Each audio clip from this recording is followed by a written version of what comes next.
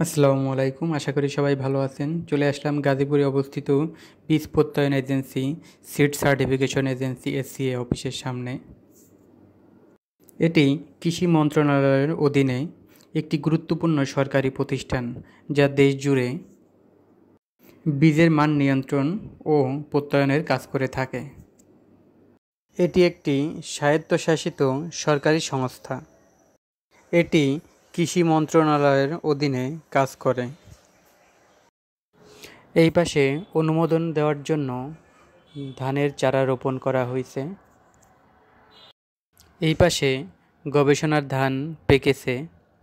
আমি ভিতরে যেতে পারছি না, চারিপাশ থেকে গ্রিল দিয়ে ঘেরাও করা আছে, ভিতরে যাওয়ার সুযোগ নাই।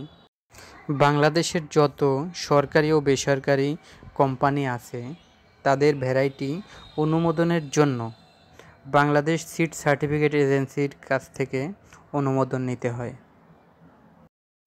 এদের কাছ থেকে অনুমোদন না নিলে কিছুতেই বীজ উৎপাদন করা সম্ভব না।